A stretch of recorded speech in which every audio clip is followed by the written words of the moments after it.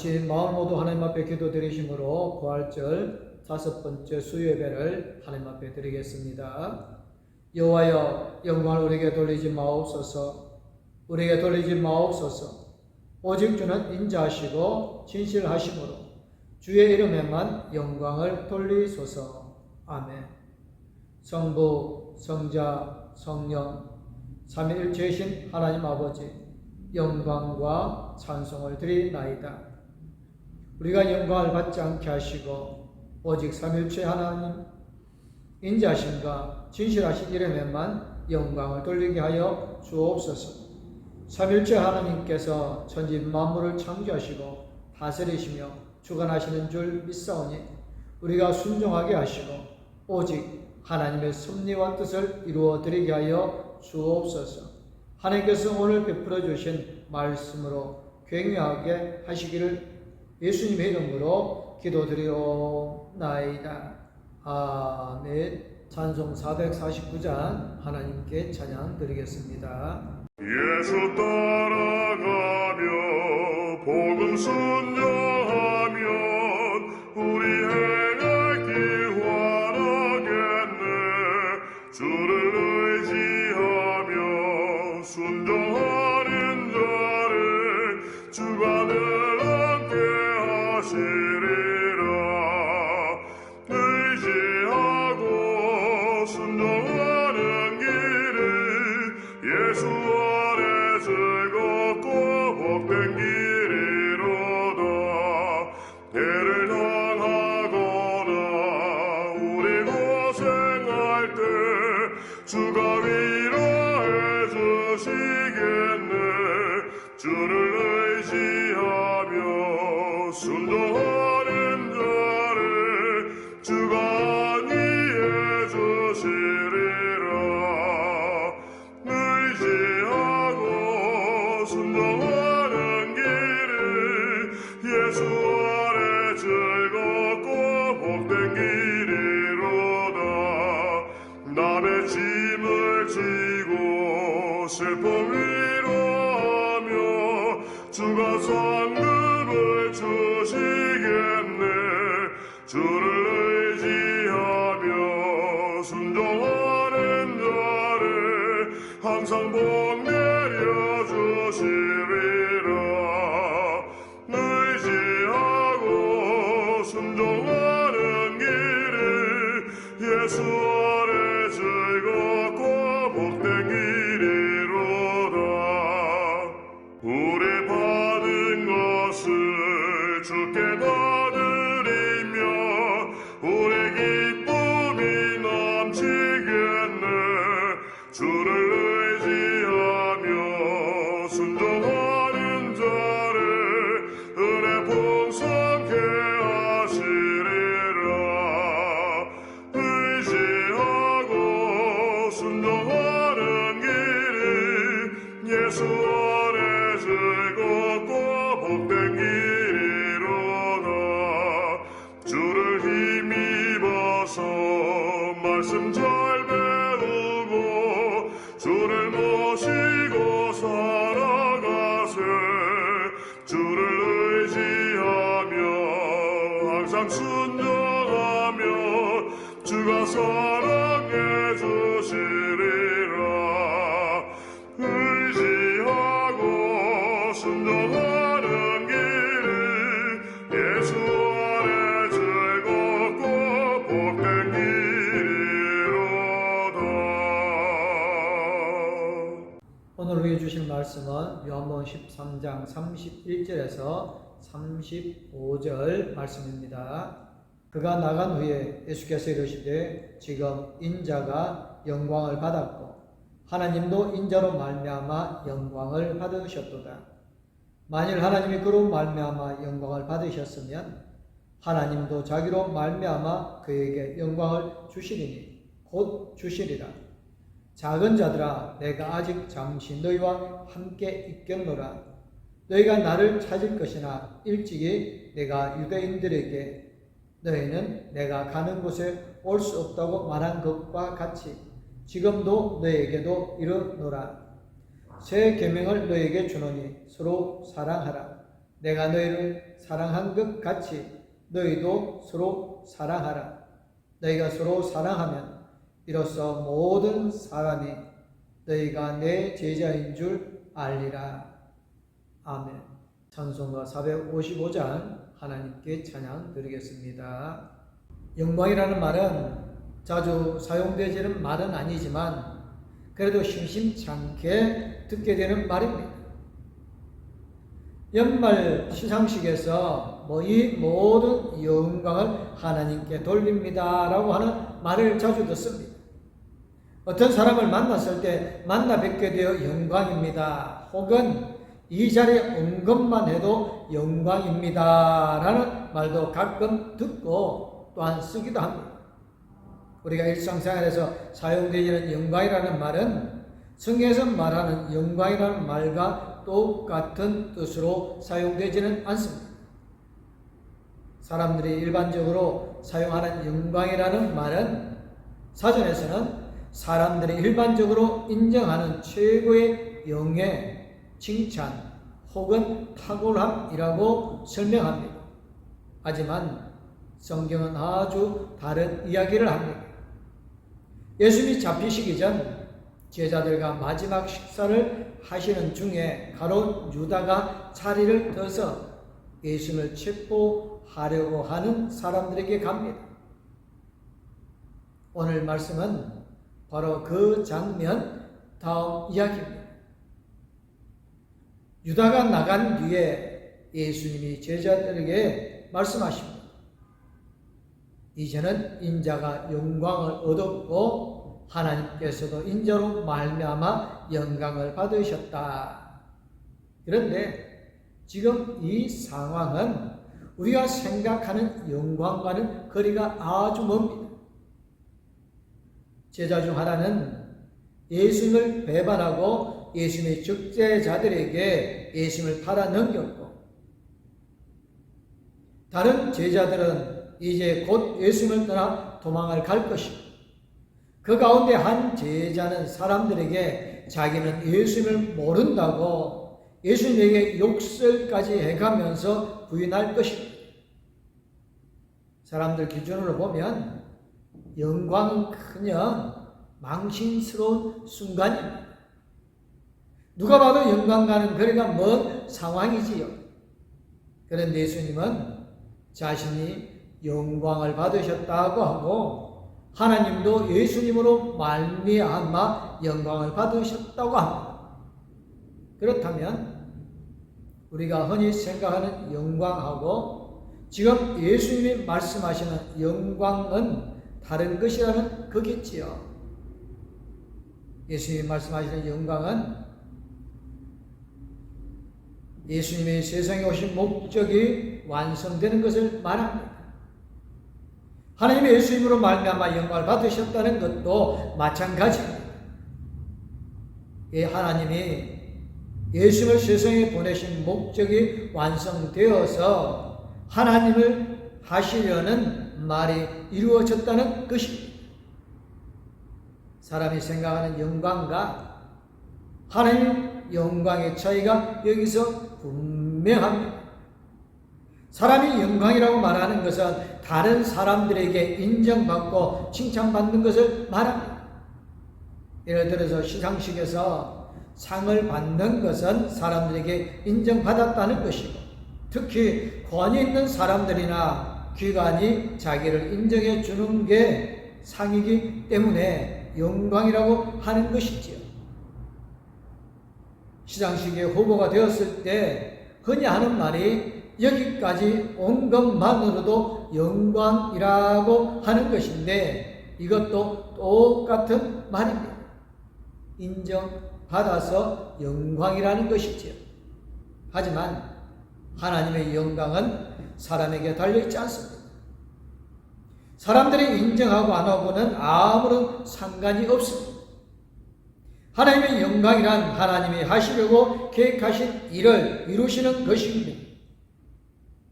하나님의 영광은 하나님 자신이고 하나님의 뜻이 하늘에서와 같이 땅에서도 이루어지는 것입니다. 예수님이 유다가 나간 뒤에 이제는 인자가 영광을 받으셨다고 말씀하시는 이유가 바로 이것입니다.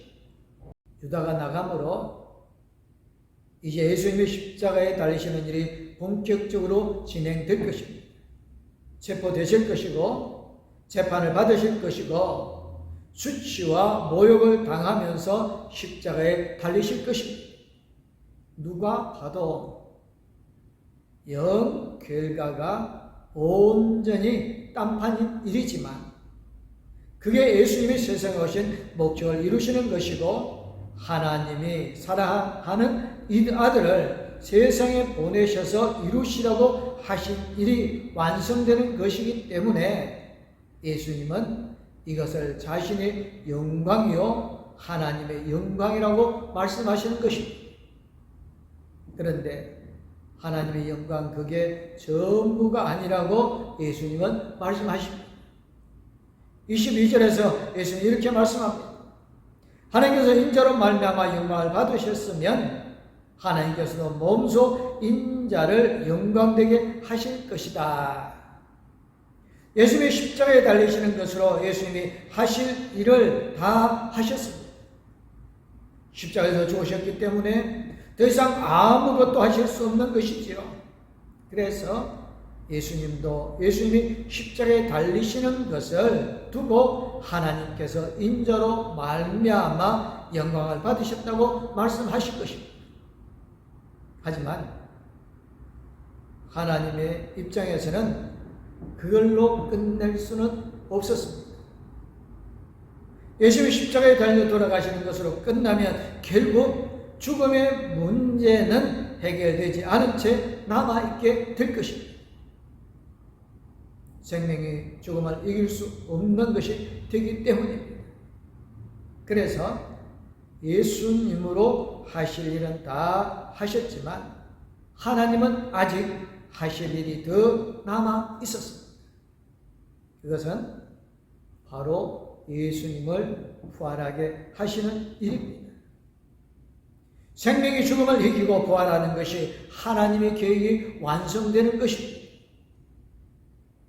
하나님이 예수님을 부활하게 하심으로 예수님의 영광을 받으시게 되었습니다. 예수님이 부활하셔서 사람들이 예수님을 칭찬하고 떠받들어서가 아닙니다.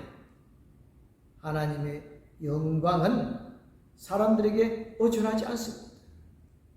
하나님이 예수님이 부활하게 하심으로 예수님이 마침내 모든 일을 다 이루시게 된 것이기 때문에 그것을 예수님의 영광이라고 하신 것입니다. 하나님께서 몸소 예수님을 영광되게 하신 것입니다. 그런데 아까 예수님의 영광이 하나님이 계획하신 말을 완성하신 것이라고 했는데 막상 그렇게 되면 한 가지 남은 문제가 또 생깁니다. 바로 제자들의 일입니다. 예수님이 하나님의 계획을 따라 십자가에 달려 돌아가시고 부활하시면 이제 더 이상 세상에서는 하실 일이 없게 되겠지요. 예수님의 말씀처럼 다 이루셨기 때문입니다. 그러면 세상을 떠나서 다시 하늘로 올라가셔야 하는데요. 그렇게 되면 제자들만 남게 된다는 말이지요. 예수님이 하실 일은 다 마치게 되지만 아직 제자들은 그렇지 않다는 말입니다. 예수님 보시기에 아직 어린아이 같은 상태에 있단 말이지요. 그래서 예수님이 제자들을 부르실 때 어린 자녀들아 라고 하십니다. 아직 앞뒤 분간 못하고 혼자서는 제대로 할 수 없는 게 아무것도 할 수 없는 어린아이 같은 제자들을 두고 떠나셔야 하는 예수님이 제자들이 걱정되실 수밖에 없었습니다. 그래서 예수님은 네 가지 당부를 하십니다. 지금 영광에 관한 말씀하신 것도 같은 이유에서입니다. 이제 예수님이 당하실 일들을 제자들이 보면 놀라겠지요. 당황하게 될 것이고 그동안 제자들이 기대하고 예상했던 일들과는 전혀 다른 상황이 벌어지게 될 테니 놀랄 수밖에 없겠지요. 그래서 두려워하고 상심하고 낙담하게 되겠지요. 그래서 예수님이 제자들에게 말씀하십니다. 이제 내가 영광을 받을 것이고 나로 말미암아 하나님의 영광을 받으시는 것이다. 그러니 놀라지 말라, 두려워하지도 말라고 하실 것입니다. 그러시면서 예수님은 제자들에게 새 계명을 주십니다. 계명이란 즉 명령이지요. 예수님의 제자라면 반드시 지켜야 하는 예수님의 명령만입니다. 예수님이 이제 예수님의 없이 남겨질 제자들을 위하여서 새로운 계명을 주십니다. 그 계명을 지키면 예수님이 없이도 잘 살 수 있게 될까요? 그 계명이 예수님의 빈자리를 채워줄까요? 물론 계명을 지키는 것만으로도 충분하지 않습니다. 계명을 잘 지킨다고 해서 예수님이 안 계셔도 아무 상관없게 되는 건 아닙니다. 예수님의 빈자리를 채우는 분은 따로 있습니다. 성령께서 예수님이 떠나신 그 자리에 오실 것입니다. 성령께서 오셔서 예수님이 하시던 일을 계속 하실 것이고 예수님이 가르쳐 주시고 행하셨던 그 모든 일들을 기억나게 하시고 또 그 의미를 깨달아 알게 하실 것입니다. 하지만 성령께서 오시는 것과는 별도로 예수님은 제자들에게 계명을 주셨습니다. 계명을 지켜야 할 이유가 있었기 때문입니다. 이제 예수님이 떠나시면 제자들끼리 서로 힘을 합하여서 예수님이 하시던 일을 계속해야 하는 겁니다. 이제 제자들이 예수님의 길을 이어서 하나님의 나라를 선포하고 사람들을 하나님의 나라로 인도하는 일을 해야 합니다. 그러기 위해서는 반드시 필요한 것이 제자들이 서로 믿고 신뢰하고 의지하는 것입니다. 제자들이 하나 되는 것입니다. 그렇지 않으면 예수님 맡기신 일을 잘 감당할 수가 없습니다. 그래서 예수님은 제자들에게 이런 계명을 주십니다. 이제 나는 너희에게 새 계명을 준다. 서로 사랑하여라. 내가 너희를 사랑한 것 같이 너희도 서로 사랑하여라. 너희가 서로 사랑하면 모든 사람이 그것으로서 너희가 내 제자인 줄 알게 될 것이다. 사람들이 예수님의 제자들을 예수님의 제자인 줄로 알아보게 될 것이다라는 말씀은 그래서야 비로소 그들이 예수님의 제자가 될 것이라는 말씀입니다. 예수님의 제자로 인정받는 것이 사람에게 달려있다는 말은 아닙니다. 사람들이 인정해 주지 않으면 예수님의 제자가 아니라는 것 아닙니다. 하지만 사람들이 예수님의 제자를 예수님의 제자라고 알아본다는 것은 그들의 가르침이 예수님의 가르침이라는 사실을 사람들이 알게 되고 그래서 예수님을 따르기 위해 예수님의 제자들을 따르게 될 것이라는 말씀입니다. 그래서 예수님의 제자들이 사람들에게 예수님의 제자라고 인정받는 것이 중요합니다. 그래야 사람들이 제자들을 통해서 예수님의 가르침을 배우게 될 것이기 때문입니다. 지금 교회도 마찬가지입니다. 사람들이 교회를 보면서 무엇을 보기 원할까요? 세상에서 출세하는 법, 세상에서 성공하는 법, 세상에서 마음의 위로와 평안을 얻는 법, 그런 걸 기대하고 있을까요? 그런 건 교회 말고도 다른 곳에서 얼마든지 얻을 수 있습니다. 교회보다 훨씬 잘하는 것이 많지요. 사람들이 교회에서 만나야 하는 건 바로 예수님입니다. 교회에서 예수님의 말씀을 들어야 하고 교회를 통해 하나님을 만나야 합니다. 교회를 통해 구원의 길을 알게 되어야 하는 것이지. 그런데 사람들이 교회를 보고서 저 교회는 예수님의 제자들이 아닌가 봐 하게 되면 교회는 더 이상 예수 그리스도를 전할 수 없게 되지 않겠습니까? 그래서 교회가 사람들에게 예수 믿는 사람들이 있는 곳이라고 인정받는 것이 대단히 중요한 것입니다. 그러면 사람들이 무엇을 보고 예수의 제자인 줄 알아보게 되겠습니까? 예수님은 우리가 서로 사랑하면 사람들이 우리를 예수님의 제자인 줄 알게 된다고 하십니다. 그래서 예수님의 제자들에게 서로 사랑하라는 계명을 주신 것입니다. 예수님의 제자들에게 너희가 올바른 신앙을 가지면 사람들은 너희가 내 제자인 줄 알게 될 것이라고 하시지 않았습니다. 예수님의 계명은 무엇을 믿느냐 하는 것이 아닙니다. 예수님의 계명은 어떻게 사느냐 하는 것입니다. 이거 보면 예수님이 말씀하시는 영광도 그런 겁니다. 예수님의 영광은 예수님이 어떤 분이시냐에 대한 것이 아니잖아요.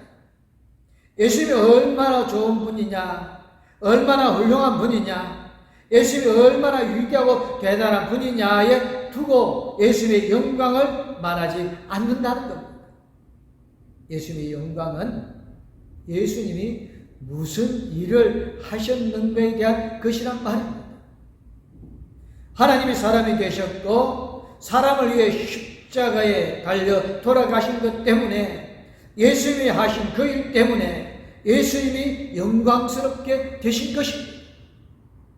그래서 예수님이 제자들에게 계명을 지키라고 하셨고 그 계명도 서로 사랑하라는 것입니다. 예수님이 제자가 할 일은 예수님의 제자가 가야 할 길은 사랑하는 것입니다. 지식이냐 학문이냐 이론이 아니라 사랑하는 것입니다. 그런데 예수님의 영광을 받으신 그 일도 바로 사랑하신 것입니다. 하나님께서 세상을 이처럼 사랑하사 외아들을 주셨습니다. 예수님이 자기를 사랑하는 사람들을 사랑하시되 끝까지 사랑하셨다고 요한복음 13장 1절에 말합니다. 성경은 예수님의 영광은 사랑하신 것이라고 말씀합니다. 예수님은 제자들에게 서로 사랑하라는 계명을 주셨습니다. 그렇다면 이 계명은 예수님의 제자들이 예수님처럼 영광스럽게 되는 길이기도 합니다. 예수님의 영광이 우리를 사랑하시는 것이었다면 우리가 서로 사랑할 때 우리도 예수님처럼 영광스럽게 될 것입니다. 그렇다면 예수님의 계명은 제자의 길이고 동시에 우리가 영광스럽게 되는 길이기도 합니다. 우리가 서로 사랑하면 모든 사람이 우리가 예수님의 제자인 줄 알게 될 것이란 말씀입니다. 우리가 서로 사랑하면 사람들이 우리에게서 예수님의 모습을 보게 될 것이고 예수님이 받으셨던 영광을 우리도 보게 될 것입니다. 우리가 예수님의 계명을 지켜서 서로 사랑하면 말이지. 예수님의 사랑은 낮아지신 사랑입니다. 하늘에서 땅으로 하나님께서 사람으로 낮아지신 것이 예수님의 사랑이었습니다. 하나씩 높아지기를 바라는 사람들과는 반대로 하나씩 높으신 분이 하나씩 낮아지신 것이 예수님의 사랑입니다. 예수님의 사랑은 섬기는 것이었습니다. 오늘 말씀하시기 전에 예수님은 제자들의 발을 씻기셨습니다. 누군가 발을 씻기는 것은 노예가 주인을 섬기기 위해 하는 일이었습니다. 예수님이 제자들의 발을 씻기신 것은 제자들을 섬기는 것이었습니다. 예수님이 서로 잘났다고 싸우는 제자들에게 하신 말씀은 낮아져서 서로 섬기라는 것이었습니다. 섬기는 것이 사랑입니다. 마음으로 누군가를 좋아하고 늘 생각하고 선물 사주고 맛있는 요리 먹여주고 하는 것도 사랑이겠지요. 예수님의 사랑은 섬기는 것입니다. 낮은 자리에서 섬기는 것이 사랑입니다. 예수님의 사랑은 가난해지는 것입니다. 일을 안 해서 돈을 못 벌어서 가난해지는 것이 아니라 내가 가진 것을 아낌없이 다 주어서 가난해지는 것이 사랑이 바로 예수님의 사랑입니다. 심지어는 자신의 생명까지 다 주는 사랑, 더 이상 가진 게 아무것도 없게 되는 사랑, 그것이 바로 예수님의 사랑입니다. 의인을 위해서라도 죽을 사람이 거의 없습니다. 더욱이 선한 사람을 위해서라도 감히 죽을 사람은 드뭅니다.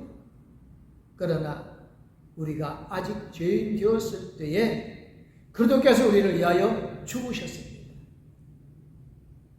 이리하여 하나님께서는 우리들의 자랑, 자기의 사랑을 확증하셨다고 로마서 5장 7절 8절에 말씀합니다. 모든 것을 다 주는 것, 다 주어서 가난해지는 것, 그게 사랑입니다. 내 것 챙기고 뒤로 빼돌리고 남의 것 탐내고 때로는 남의 것을 가지고 생색내고 그런 건 예수님의 사랑과 상관이 없는 것이겠지요. 예수님은 고난 가운데 사랑하셨습니다. 심지어는 십자가에 의해서 그 극심한 고통 가운데 사랑하셨습니다. 제자들도 복음을 위하여 고난을 당했습니다. 초대교회는 온갖 핍박과 박해로 인하여 고통을 당하였습니다. 그럴 때 서로 사랑하는 것이 예수님의 사랑입니다. 사람이 힘들면 짜증이 나오지요. 짜증나면 다 싫어집니다. 힘들 때 사랑하기가 쉽지 않습니다. 그래서 예수님은 사랑하라고 명령하십니다. 힘들어도 지쳐도 낙심되고 짜증나도 사랑하라. 서로 사랑하라. 서로 위로하고 격려하여 서로에게 힘이 되어 주어라. 그러면 우리가 그렇게 사랑하면 예수님의 영광을 이해할 수 있게 되어집니다. 예수님의 영광을 받았다고 말씀하신 게 이런 거구나 하고 알게 됩니다.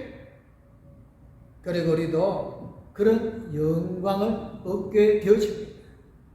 사람들이 칭찬해주고 떠받들어줘서가 아니라 상을 받고 높은 사람을 만나서가 아니라 우리가 세상에서 해야 하는 하나님의 일을 온전히 감당하게 되기 때문입니다.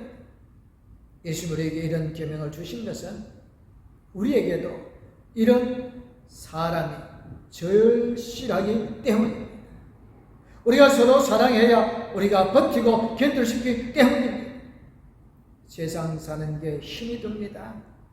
하루하루 사는 일이 만만치가 않습니다.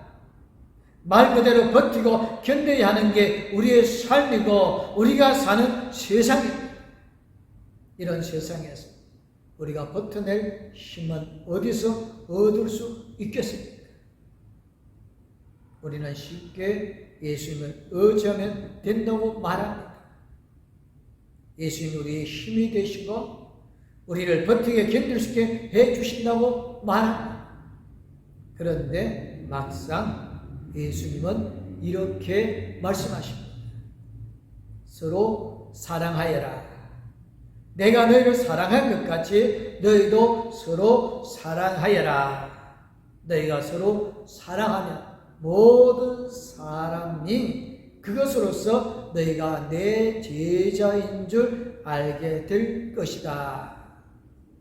성경에 있는 어려운 말씀들, 이해하기 어렵거나 믿기 어렵거나 받아들이기 힘든 말씀을 의심없이 믿고 받아들이는 것도 믿음입니다. 하지만 예수님은 그것이 우리를 예수님의 제자 되게 한다고 하시지 않았습니다. 우리가 서로 사랑할 때 우리는 예수님의 제자입니다. 그것이 믿음이고 그것이 제자의 길입니다. 예수님은 우리에게 많은 신앙을 가지라고 하시지 않았습니다. 서로 사랑하라고 하십니다. 예수님이 우리를 서로 사랑하신 것 같이 예수님이 우리를 사랑하신 것 같이 우리도 서로 사랑하라고 하십니다. 우리는 서로 사랑하기 위해서 지금 여기에 있습니다. 우리 모든 성도님들 서로 사랑함으로 제자의 길을 올바로 걸어갈 수 있기를 주님의 이름으로 축복하겠습니다. 사랑해 주님 감사드립니다. 하나님께서 우리로 제자로 불러주셨고 이장은 세상에 나아가서 예수 그리스도의 복음을 전하게 해 주셨음을 감사를 드립니다. 주님께서 우리가 서로 사랑하라고 말씀하신 것처럼 교회 안에만은 서로 사랑하는 것이 아니라 저 교회 밖에 세상을 향하여서 하나님의 사랑을 전하게 하여 주옵소서. 하나님의 교회가 세상을 사랑하게 되어지므로 저들이 하나님을 만나고 하나님의 사랑을 깨달아 체험하는 역사가 일어나게 하여 주셔서 오직 예수님께만 하나님께만 영광을 돌리는 아름다운 모습이 되어지게 하여 주실 줄 믿습니다. 하나님께서 공동교를 세상의 빛과 소금의 역할로 세워주셔서 그 역할들을 잘 감당하여 교회가 세상을 이롭게 하는 교회가 되어지게 하여 주시고 세상에 생명을 주는 교회가 되어지게 하여 주셔서 하나님께 영광 돌리게 하여 주심을 믿사옵고 거룩하신 우리 주 예수 그리스도의 이름으로 기도드리옵나이다. 아멘. 이제는 세상에 새로운 생명을 주신 우리 주 예수 그리스도 내가 세상의 모든 것을 주관하여 주시는 하나님 아버지의 그 큰 사랑, 영원토록 우리와 함께 해주실 성령님의 감화 감동, 위로 교통 충만하시니 제자의 삶을 살아가기를 원하는 공동교회 모든 성도님들과 가족들 위해 이제부터 영원토록 함께 하옵기를 간절히 축원하옵나이다. 아멘.